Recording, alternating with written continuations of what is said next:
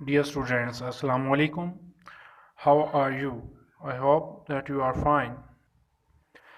Dear students, आज हमारे पास chapter number 4 का एक बहुत ही अहम टॉपिक है। इसमें टोटल 4 टॉपिक होंगे। आज हम पहला टॉपिक डिस्कस करेंगे, ठीक है जी। तो इसमें क्या है हमारे पास, चलिए डिस्कस करते हैं। Find equilibrium of an particle on the rough inclined plane, ठीक है। तो एक पार्टिकल होगा, वो इक्विलिब्रियम की हालत में होगा रफ इंक्लाइंड प्लेन के ऊपर, ठीक है। तो उसके कुछ केसेस होते हैं फ्रिक्शन से रिलेटेड, तो वो हम डिस्कस करेंगे। तो पहला केस आज हम डिस्कस करेंगे। तो चलिए इसकी स्टेटमेंट पढ़ लेते हैं। कहता है if a particle be in limiting equilibrium, एक पार्टिकल होगा जो कि लिमिटिंग इक्विलिब्रियम की हालत में होगा ऑन एन इंक्लाइंड प्लेन, किसी ढलवानदार सतह के ऊपर, ठीक है। अंडर इट्स ऑन वेट, अपने ऑन वजन के वेट के ही अंडर होगा। द इंक्लिनेशन, मतलब उस पर एक्ट जो फोर्स कार्य होगी वो उसका अपना वेट होगा, ठीक है। The inclination of the plane, तो हमने ये प्रूव करना है कि द इंक्लिनेशन मतलब जो ढलवान होगी ऑफ द प्लेन, प्लेन की ढलवान equal to the magnitude of the angle of the friction, तो वो एंगल ऑफ फ्रिक्शन के मैग्नीट्यूड के इक्वल होगी, ठीक है।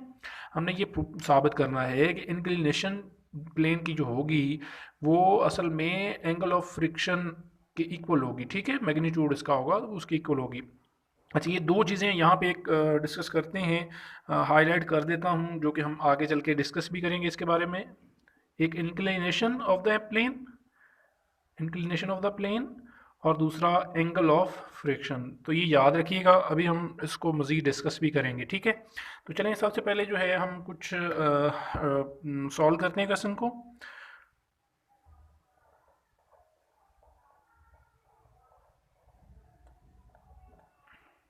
तो हम लेट करते हैं, लेट कि एक पार्टिकल है, ठीक है। Let a particle of mass, उसका कोई मैस है, मैस एम उसका मैस है जी, ठीक है। इज इन लिमिटिंग इक्विलिब्रियम, क्योंकि हमें कहा गया है कि वो लिमिटिंग इक्विलिब्रियम की हालत में है।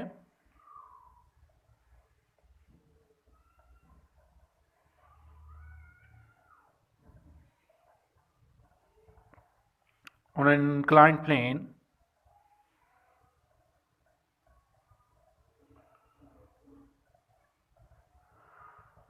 हम प्लेन का नाम रख लेते हैं ए बी, ठीक है जी। तो अब हम डायग्राम भी कंस्ट्रक्ट करते हैं। लेट्स सी, डायग्रामेटिकली आपको समझाते हैं कि ये क्या कहा जा रहा है। लेट्स सी, ये हमारे पास कोई प्लेन है जी, कुछ ऐसे करके, ठीक है। इंक्लाइंड प्लेन है, ठीक है, ढलवानदार। लेट्स सी, इधर ये ऐसे बना लेते हैं।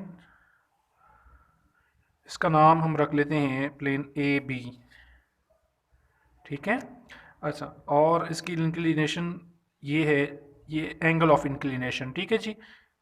और अब इसके ऊपर कोई बॉडी है, इसके ऊपर है यहाँ पे, लेट्स सी ऐसे हम यहाँ पे बना लेते हैं। ये कोई बॉडी है जिसका मैस जो है वो एम है, मैस, ठीक है, एम मैस इसका है। तो ये, और आप जानते हैं कि इसकी वेट होगा, वेट डाउनवर्ड एक्ट कर रहा होगा हमेशा, याद रखें आप। तो ये वेट होगा, वेट हमें पता है, उसका फार्मूला भी होता है एम जी, ठीक है जी। और यहाँ पे जो एंगल होगा, ये एंगल असल में ये आपके पास अगर हम ये फाइंड करें तो उसको 90 में से अल्फ़ा माइनस करें तो ये इसके इक्वल होगा, ठीक है। ये आपने याद रखना है। अच्छा, अब यहाँ पे हमें वो ये कह रहा है कि ये जो बॉडी है ये डाउनवर्ड मूव करेगी, ठीक है। तो इस पे इस प्लेन का जो रिएक्शन होगा, इस प्लेन का रिएक्शन ऊपर की तरफ एज इट इस फॉर्म में ऊपर होगा। क्योंकि बॉडी का वेट तो डाउनवर्ड होगा ना, तो बॉडी का वेट के लिहाज से डाउनवर्ड होगा, लेकिन ये प्लेन चूंकि इंक्लाइन है तो इसके 90 डिग्री इस पे के परपेंडिकुलर रिएक्शन होगा। वो रिएक्शन किसका होगा, असल में बेसिकली वो रिएक्शन जो होगा वो इस प्लेन का होगा, और उसको आर से हम रिप्रेजेंट करेंगे, ठीक है।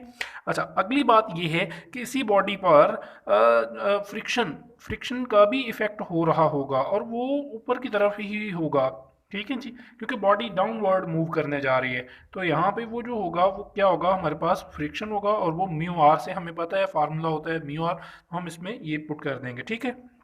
तो ये आपकी डायग्राम जो है कंप्लीट हो गई है। उम्मीद है कि आपको ये डायग्राम कंस्ट्रक्ट करना जो है वो समझ आ गया होगा। तो चलिए मज़ीद इसको समझने की कोशिश करते हैं। अच्छा, यहाँ पे याद रखें बेटा, हमारे पास हम लेट करते हैं कि लेट द, यहाँ पे ये एक बात याद रखिएगा, लेट ये जो म्यू आपके पास यहाँ पे ये ऐड हमने किया है, ये चीज़ म्यू आर, ये हमें पता है कि ये क्या होता है जी, be the coefficient of friction है,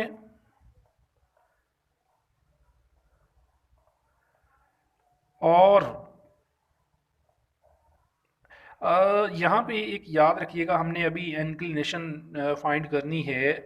तो ये कोफिशिएंट ऑफ फ्रिक्शन है। अगर हम एंगल की बात करें, एंड जो लेमडा है हमारे पास, ये एक नई टर्म यूज़ होगी, लेमडा। लेमडा जो होता है असल में ये एंगल ऑफ फ्रिक्शन होगा। कोफिशिएंट ऑफ फ्रिक्शन म्यू होता है और एंगल ऑफ फ्रिक्शन जो है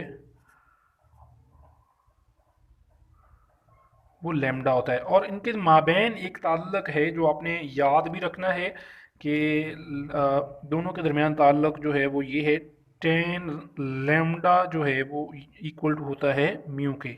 तो ये चीज़ आपने यहाँ पे याद रखनी है, ये हमें आगे भी इसकी ज़रूरत पड़ेगी। तो यहाँ तक आपने जो चीज़ें हैं इनको याद रखना है। अब हम अपने प्रूफ की तरफ चलते हैं कि प्रूफ कैसे करना है। देखें जी, हमारे पास बेसिकली ये फोर्सेस ही हैं। एक ये आर फोर्स है, एक म्यू आर फोर्स है, और एक वेट वेट भी एक फोर्स है। तो ये तीन फोर्सेस हैं। तो हमने असल में अब जो है इन फोर्सेस को रिजॉल्व करना है पैरेलल और perpendicular to the plane A B. ठीक है जी। तो अब हम फोर्सेस को रिजॉल्व करने की तरफ जा रहे हैं। तो यहाँ पे हम इसको रिजॉल्व करने से पहले लिख लेंगे बिकॉज, तो ये कंडीशन आपने याद रखनी है, बिकॉज द सिस्टम, क्योंकि ये जो बॉडी है ये लिमिटिंग इक्विलिब्रियम में है, इज इन लिमिटिंग इक्विलिब्रियम। तो इक्विलिब्रियम की हालत क्या होती है भला?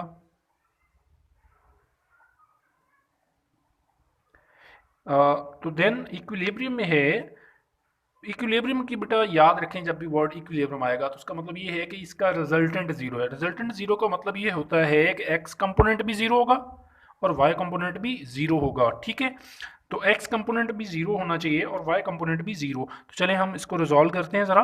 तो एक्स कंपोनेंट अगर हम यहाँ पे ऐसे फाइंड करेंगे, हमें ये पता है ज़ीरो होना चाहिए। ठीक है, तो अगर हम एक्स को रिजॉल्व करते हैं तो रिजॉल्व करके चेक करते हैं, रिजॉल्व कैसे करेंगे। देखिए ये तीन फोर्सेस हैं। अगर हम प्लेन के साथ तीन फोर्सेस चेक करें, तो ये जो प्लेन है असल में, ये डायग्राम यहाँ पे कंस्ट्रक्ट कर लेते हैं दोबारा से। तो बेसिकली ये डायग्राम कुछ इस तरह से कंस्ट्रक्ट होगी आपके पास। इसी फोर्सेस को हम एंगल कोऑर्डिनेट के लिहाज से चेक करने जा रहे हैं। देखें ज़रा, लेट्स सी ये आपके पास एक्स एक्सिस है, वाई ये भी एक्स और ये भी वाई। ठीक है, एक्स पॉजिटिव, ये नेगेटिव, पॉजिटिव और ये नेगेटिव वाई। ठीक है, अगर हम इसको, इस एंगल को इस प्लेन के लिहाज से इसकी फोर्सेस को रिजॉल्व करें, तो म्यू आर जो है वो इस सिमत में है प्लेन के लिहाज से। ठीक है जी, ये म्यू आर है। ठीक है, और म्यू आर के परपेंडिकुलर पे आर है, मतलब ये चीज़, ये फोर्स आर होगी। और ये जो डब्ल्यू है बेसिकली ये कुछ इस फॉर्म में यहाँ पे आ रहा है ऐसे। ठीक है जी, तो ये चीज़, ये एंगल बनेगा इसका। तो अगर आपने इसको फाइंड करना होगा तो यहाँ ये 270 होता है हमें पता है, और ये 180 होता है डिग्री। ठीक है, तो हमें पता है कि हमें माइनस करना पड़ेगा इस चीज़ को निकालने के लिए। तो 270 माइनस, फर्स्ट करें लेट करें कि हमारे पास ये एंगल जो है वो अल्फ़ा है, तो 270 माइनस अल्फ़ा होगा। ठीक है, तो ये याद रखना है आपने। म्यू का एंगल बन रहा है, म्यू आर का एंगल बन रहा है 0, और आर का बन रहा है 90, और इसका होगा 270 माइनस अल्फ़ा। तो यहाँ पे हम इसको रिजॉल्व करने लगे थे, लेकिन अब जगह नहीं है, तो अगले पेज पे चलते हैं और वहाँ पे जाके फोर्सेस को रिजॉल्व करने की कोशिश करते हैं जी। तो एक्स एक्सिस के अलोंग हम रिजॉल्व करेंगे, यहाँ पे कर लेते हैं। चलें, एक्स एक्सिस के अलोंग, तो उसमें हमारे पास क्या होगा, म्यू आर और कॉस थीटा एंगल होंगे, कॉज थीटा म्यू आर जो एंगल बना रहा था वो 0 डिग्री था, प्लस आर कॉज कॉज हमारे पास 90 डिग्री का एंगल कंस्ट्रक्ट कर रहा था, प्लस और वेट यानी कि एम जी डब्ल्यू जो है वेट वो कॉज कितने डिग्री का था जी, 270 माइनस अल्फ़ा। ठीक है जी, तो ये एंगल हमारे पास बना रहा था। तो अगर हम इस चीज़ को यूज़ करें और इसको मज़ीद सिंप्लीफाई करें तो हम वैल्यूज़ पुट करेंगे इसकी। ठीक है, तो कॉज ज़ीरो की वैल्यू हम पुट कर देते हैं यहाँ पे। कॉज ज़ीरो हमें पता है म्यू आर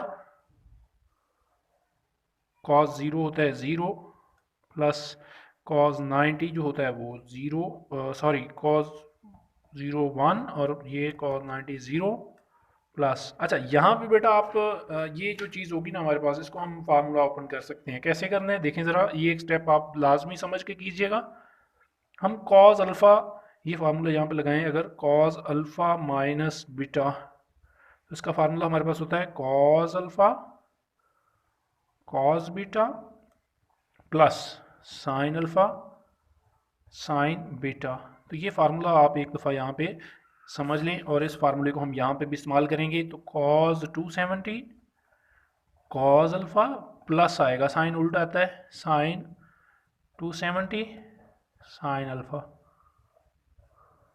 ठीक है जी, कुछ इस तरह से। तो इसको याद रखिएगा आप लोग। चलिए मज़ीद आगे चलते हैं।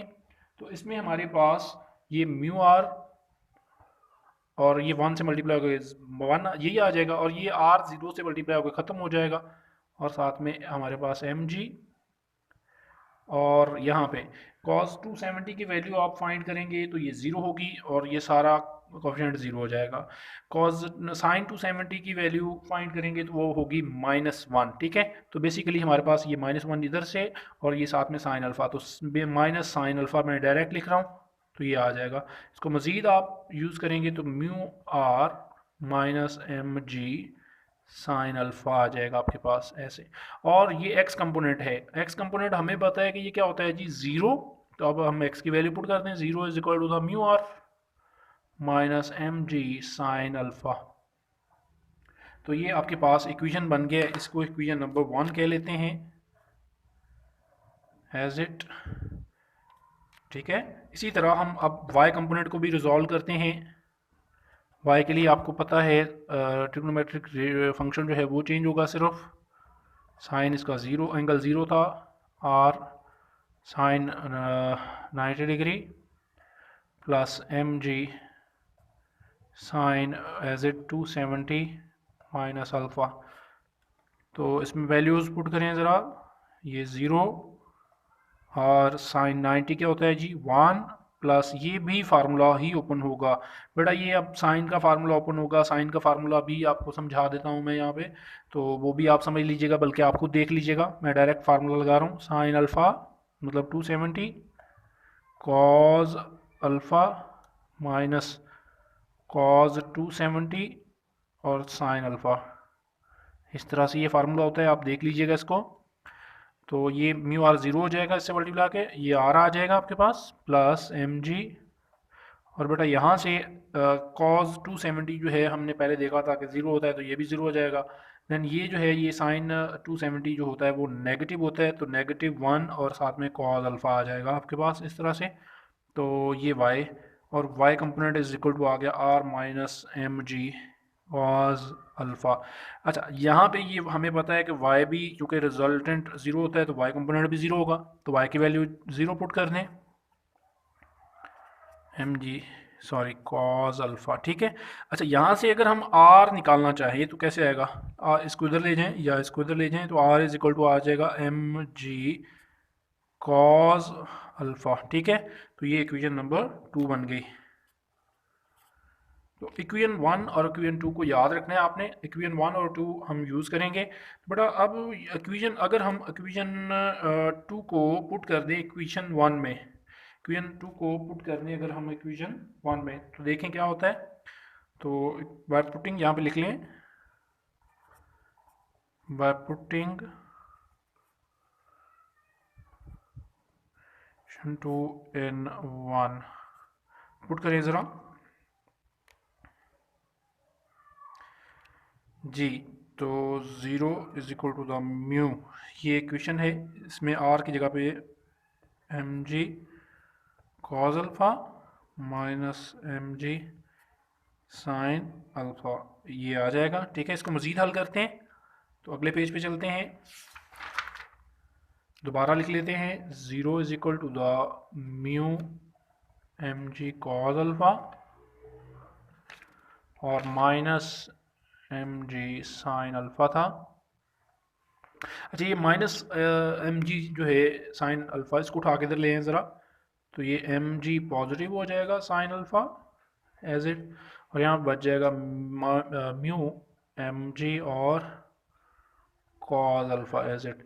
तो बेटा अगर एम जी को एम जी से हम काट दें, कैंसिल कर दें, तो ये ऐसे आ जाएगा, कॉज अल्फ़ा उठा के इधर ले आए, sine alpha over cos alpha equal to रह जाएगा म्यू के। ठीक है, अच्छा अब यहाँ पे देखें ज़रा, ये साइन ओवर कॉज अल्फ़ा है। ठीक है, sign alpha over cos alpha हमने ये पढ़ा हुआ है कि ये दोनों रेशोज़ की दोनों ट्रिग्नोमेट्रिक वैल्यूज़ की रेशोज़ जो होती है वो किसके इक्वल होती है जी, टेन टेन अल्फ़ा के इक्वल होगा। ठीक है जी, और ये इक्वल टू म्यू।